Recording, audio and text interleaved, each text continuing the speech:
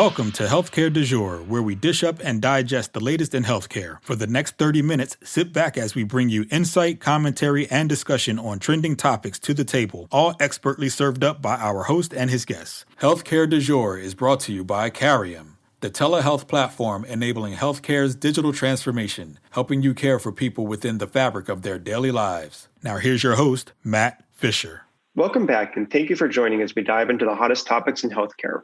I'm your host, Matt Fisher. On the menu today is Dr. Suzanne Ebert, VP Dental Practice and Relationship Management at ADA Business Innovation Group. Dr. Ebert, welcome to the show. Thank you so much for having me. I'm excited to be here today. Yeah, no, thank you. And what I always like to do before getting into the main part of the discussion is to give my guest a chance to provide more of an introduction in terms of who they are and what they do. So Dr. Ebert, the floor is yours. Thank you so much. And thanks for the opportunity. I really love this profession. I'm a general dentist. And I like to say that I'm on my third iteration of my dental career because I have been a solo practice owner. I started up my own practice from scratch about 2 years out of dental school. And then I went into public health where I was the dental director for a federally qualified health center. Had a wonderful 6.5 years there. And when I was there, I worked with senior dental students. I also got heavily involved in our dental association leadership. And I kept hearing these stories from both ends. Our younger docs were saying, I don't know what I'm going to do. I don't know how to find the right practice. I don't know how to understand where I am going to land. And then my owner docs were saying, I think I'm getting ready to retire, but I don't know how to find somebody, just the right person to take over my practice. So when I was sitting in a board of trustees meeting at the Dental Association, they started talking about this new product, this new company that was being formed by the American Dental Association. And it was really designed to help both of those groups. We were going to help the younger docs find the right practice, and we were going to help the owner docs retire out of practice. And I said, hey, this sounds like a great solution. I want to be a part of it. So I am now an executive at the American Dental Association Business Innovation Group. And our product is ADA Practice Transitions, where we help those doctors to find just the right practice to come into. No, I think driving connections like that sounds great. And kind of before we start talking about, that kind of business side of dentistry, I'm just curious, kind of what first brought you into wanting to be a dentist? And then, it sounds, as you just described, having this kind of very interesting evolution of your career within the field too. Well, let's see. Sometimes I look back and I say, I'm not exactly sure how this happened. But it's been such a wonderful career for me. I've always wanted to help people. That's been my ultimate goal. I really have a passion for just being out there and doing what I can to help people to succeed. So dentistry was a natural fit for me. I am the mother of 2 wonderful daughters, but they were 1 and 2 when I started dental school. And I thought dentistry is a career that gives me an opportunity to be a business owner, control my schedule, and be a mom, a hands-on mom. When my children needed me at the school, I controlled my own schedule. So being a business owner, I have a very entrepreneurial spirit. I like to move around. I like to do a lot of things. So it was a natural fit for me. So it kind of satisfied all those different things. So that's how I ended up in dentistry. And then the natural evolution of my career, unfortunately, I did hit some health problems. So I had to sell my private practice. That was very difficult for me. But it allowed me the opportunity to explore some different avenues. And being in public health was unbelievably rewarding because I got to deliver the same high quality care that I gave to my patients in my practice. I took that same philosophy right into the homeless shelter dental clinic. And then now being able to transition into more of an executive role it's just been so gratifying. So I think that was the long-winded answer to your question of how I ended up here. No, that's great. Kind of, as you said, the unexpected journey and the unexpected surprises, I feel like often produce the best stories because it's, I always get worried if people are so laser focused on one thing before they fully understand what it is. But if you kind of like roll with what life gives you, I think you end up having these great experiences. Yeah, I really can't complain. Like I said, my path has been just so rewarding, so exciting. And the evolution of dentistry as we've, gone through this and watching some of the trends that are happening, it's been really exciting and gratifying for me. Yeah, and kind of what you just said about the evolution of dentistry, I think is a great thing to maybe tee up a different kind of path for the discussion. But like kind of how has dentistry been evolving? And I guess maybe to help understand that, maybe give a little bit, if you can, give a little bit of a background of how it was, and then we can kind of explore how it's been changing. Well, let's see. How far back do we want to go? It's just kind of funny that, dentistry has changed so much, but the delivery of quality dental care is something that just keeps getting better and better and better over the years. We have in dentistry, there's all this technology that's come out. There's so many things that have changed in the delivery of dental care, but the reality of it is, some of these practices that are perhaps maybe not the most technologically advanced are still delivering really high quality and fabulous care to their patients. And what I'm thinking about when I talk about that is many of these owner docs that I talk to that are retiring, all right, maybe they don't have all the bells and whistles. I don't know who your dentist is. I don't know what kind of experience you have when you walk into their office, but there are some offices where they have, 3D scanners. They have CBCTs, which are basically CAT scans of the head and neck area. You don't have to have all of those things in order to have a great practice. What you need to have in order to have a great practice is fabulous patients, a commitment to high quality care. And I see that so much in my owner docs right now who are looking to retire, and they're saying, do I have to have all the bells and whistles? Do I have to have everything in my practice in order to sell it, in order to attract a younger doc? And I always say, you know what? You have to be careful because there are some things that these younger docs do expect, and it's going to make it easier. However, if you have great patients and a commitment to high quality care, your practice value lies in your patients and in the care that you can deliver to them. So it's not necessary to have all the bells and whistles to have a great experience at the dentist. And kind of, I know you just referenced the, kind of new technology and new tools that are available. Like kind of and I know you just referenced a couple of them, but kind of what are the ones you kind of view as essential, or the ones that you see have the biggest impact on helping to further improve patient care quality?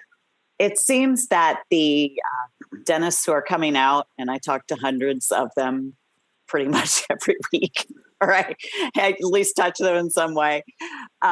They seem to be committed that they want to have at least digital radiography seems to be the one thing that they want to see in their practices. You can still deliver great care without that particular technology. Unfortunately, many of our younger docs who are coming out of school don't really know how to use it. So that can be a problem. Yeah, that's interesting. If you're saying they're expecting to see it, but they're not necessarily receiving the training in school, which, I find a lot of professions, you learn a great grounding and knowledge base in school, but not too many professional schools, meaning kind of advanced professional degree schools, actually show you the practical nuts and bolts of how to go about practicing when you're in the real world. Well, especially because the schools, they have all the latest and greatest. So it works out really well for them.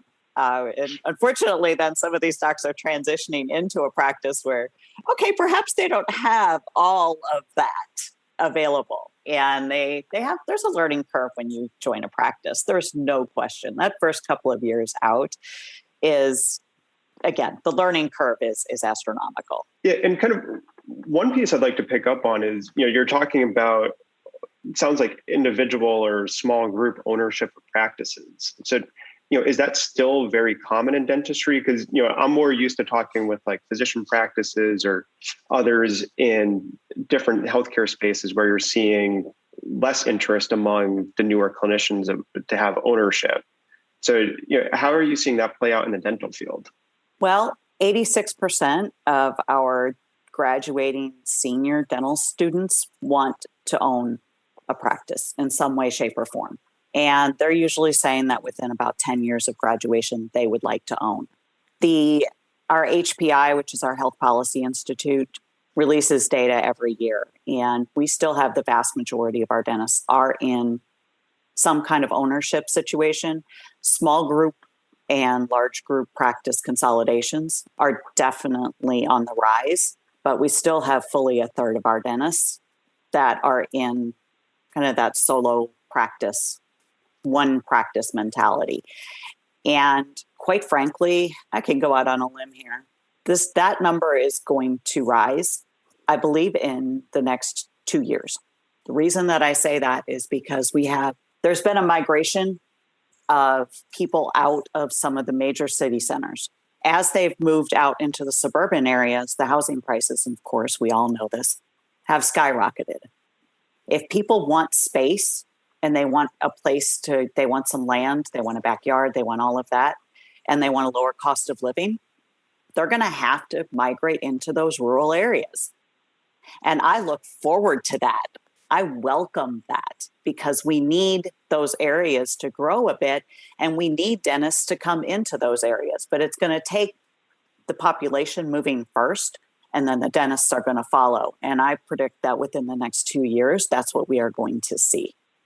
And I guess on top of following population movement, is there something that makes it easier for kind of small dental practices to succeed, or that makes it easier for a small group or solo dentist to own and successfully run a practice?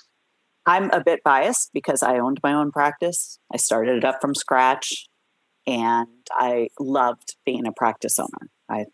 I'll go back to, I think it's one of the greatest professions out there.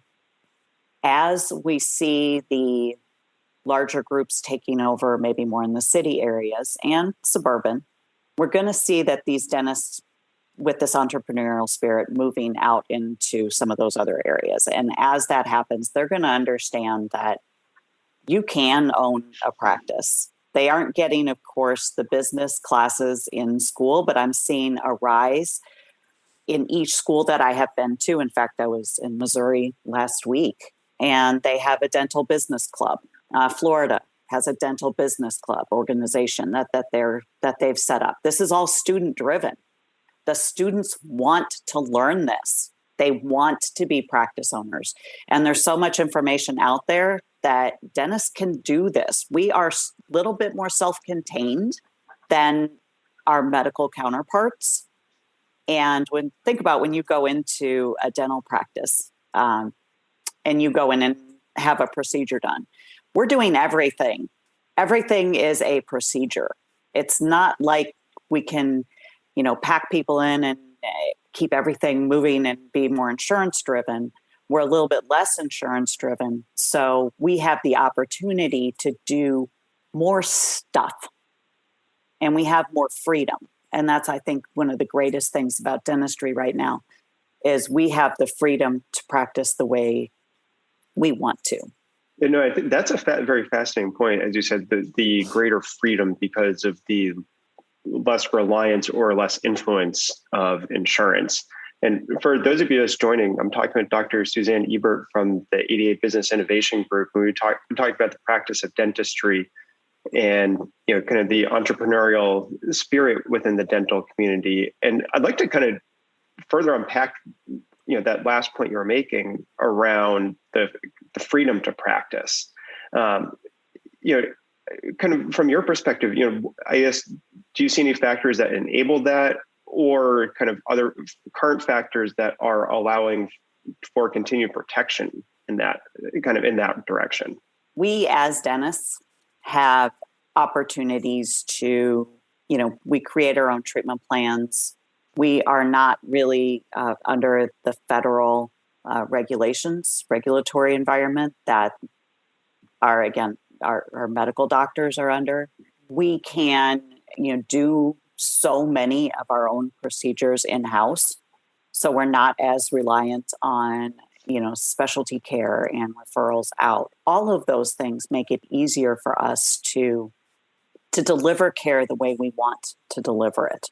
Also, dental insurance benefits have not really increased much over the last, I would say, 20 years, because I know when I started practicing, the typical dental benefit was $1,000 a year, and it hasn't gone up much since then, for the most part. So our dentists are understanding that they can get into, self-funded insurance plans. There are a lot of ways that we have taken control and kind of said, we are going to continue to practice dentistry the way we know it should be practiced. So again, a lot of it comes back to, I don't know if we're just the cowboys out there. we know how it should be done, and we want to continue to do it our way. And in order to do that, we have to keep these, smaller private practices alive and well. The spirit is there. The quality of care that's delivered is unbelievably good. And we need to keep that alive and well in America. Yeah, no, and arguably, given that that sustained success has existed, it's also probably helped keep, more kind of some attention away in terms of like legislative or regulatory attention that could bring more complexity and make it harder for the field to continue going as it's been going, and to, kind of almost kind of self-regulate or self-control the continued, growth of quality of care.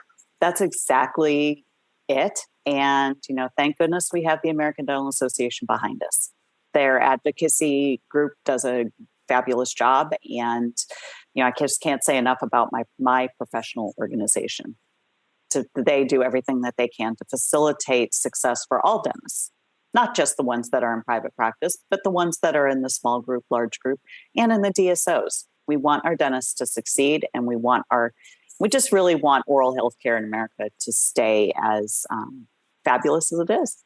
And kind of thinking about that, and thinking as we keep moving into the future, what kind of innovative ideas or like areas of innovation do you see developing and starting to roll out, or potentially coming in the next couple of years?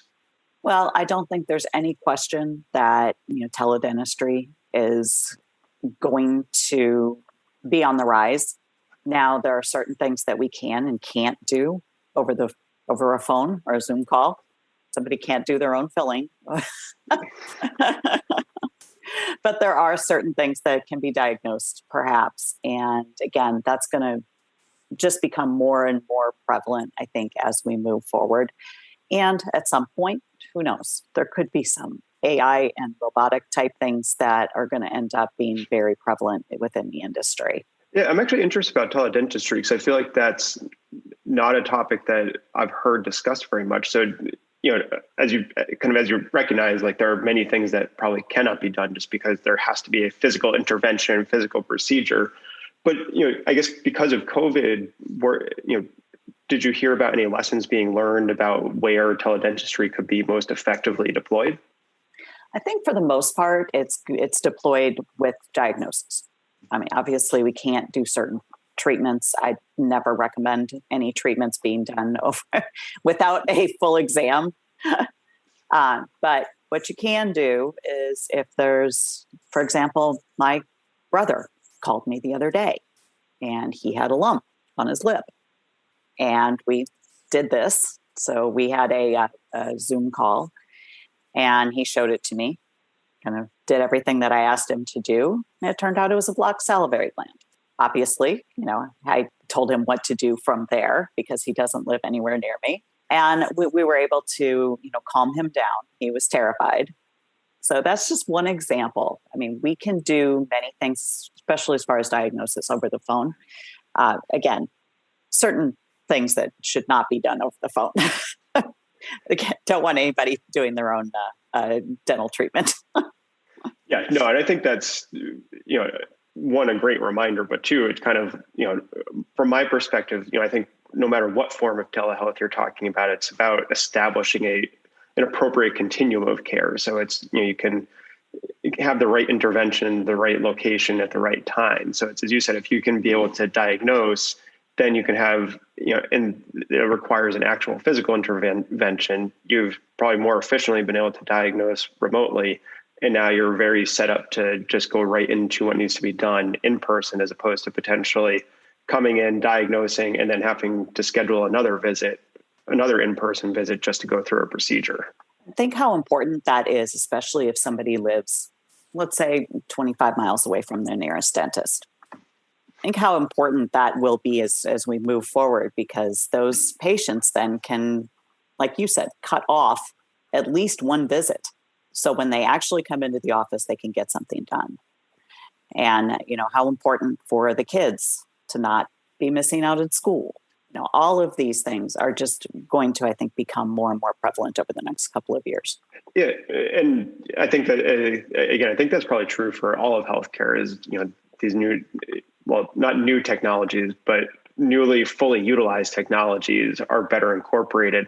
But I kind of want to go back a second too, and just, we're talking about teledentistry, getting some experiences because of COVID. What other lessons do you think the dental field learned as a result of COVID? I think we learned that our infection control is really, really good. We've been doing this forever, well, at least since the mid 80s. We've had universal precautions in place for a very long time. We're very good at it. And the transmission rate in dental offices, next to nothing. So we learned that we are really good at this. We also learned that, we get affected as much as everybody else by these types of events. And I'm going to say that I was very disappointed. Dentistry wasn't originally designated as essential healthcare. That was just wrong. We are essential. Oral health is so tied to overall health. And it took, I think, 3 months before our dental practices were reopened in many cases. So that was, to me, tragic. Dentistry is essential healthcare, and it should have been designated as such right from the start. Now it is, as it should be. The other things with COVID, we're seeing just like with the population. Again, I keep going back to it, but we've got people that are looking for new situations. We've got younger dentists who have been working in large group practices, perhaps in the city. They were laid off. They didn't have control over their future. And what I see happening from that, and I've said it before, I'll say it again, I see that those dentists, those hundreds of dentists who were laid off with no real control in the larger city centers, we're going to see them deciding, hey, it's time for me to go own my own practice. I want to be that person who has control over my future. Yeah, and thinking about, sorry, go ahead. No, the other thing I see is that, women, I think women were, just like in every other industry, women were adversely affected during COVID heavily. They stayed home. They took care of their children, just like every other industry. They're coming back out into the workforce. And again, I think they want control now. They want control over their schedules. I think we're going to see an increase in practice ownership among women. Yeah, and I guess maybe this circles back to kind of almost where we started the conversation, but as you see those opportunities or that desire for ownership increasing, what are the strategies or steps that both the people looking to step into ownership as well as the people who might be looking to sell their practice, what should they be doing to prepare for that type of an outcome, or maybe not outcome, but that type of a transition? Thank you for asking. Our owners, they need to take a step back. They need to look at their practice from a younger doctor's point of view. If they can do that, they can be organized, just like when you sell your house. You want to make sure that you're showing your practice well. You want to make sure that your books are in order. You want to make sure that you have all your financials ready. You want to make sure that you have a really solid plan for how do you want to leave this practice. You need to make sure that you understand the type of person you want to come into your practice, and you need to understand that your patients are the key to that, to a successful transition. The younger docs who are looking for ownership need to make sure that their finances are in order so that they can afford a practice. And oh, by the way, yes, you can afford a dental practice even a year out of school. I just had one young lady purchase a practice up in rural Maine. It was $1 million practice. She was only a year and a half out out of school. So it can be done, but she had all of her finances in order. She had all of the proof. It was the right practice. She knew the practice. She knew the owner, and it worked out really well. So they need to get their finances in order. The second thing they need to do is really understand what type of practice they want to take over. There are so many different styles of dental practice, and they're all great. Okay. Just think about this, Matt, when you go to the dentist, you've probably formed some kind of a relationship with this practice. I'm just going to go out on a limb and say that you know your dentist on some kind of a personal level almost. It's like maybe you have, even if you're in an area where, let's say, everybody kind of knows everybody, right? So we're going to set the stage. We've got a dentist here, smaller town dental practice. He knows all of his patients. They come in, they know families. It's very family relationship oriented. If somebody comes into that practice and wants to turn it into you are in, you are out, I'm not really talking to you, my staff is doing everything, you are in the door and out the door in 30 minutes or less. That's my goal. I want to drive volume in this practice over and over and over. That younger doc coming into the practice probably isn't going to be incredibly successful, at least initially. They're going to have to change everything about that practice in order to make it fit their vision. Why not find a practice that fits your vision to begin with? Doesn't that make more sense? The patients are the lifeblood of the practice. Without the patients, the technology doesn't mean anything. The patients are responsible for about 80% of a practice's value. So let's make sure that when you are looking for somebody to come into your practice, or when you're looking for a practice to come into, that those patients are going to experience the continuity of care that's going to make them happy. They will keep coming back. They will be successful. You will be successful. Yeah, no, I think that's great advice. When I was in private practice, having represented people coming in to either buy or sell practices, it's, all the steps you just said to prepare and to really think about it are so important. And really, no outside advisor can tell someone what to do, but it's really up to that individual.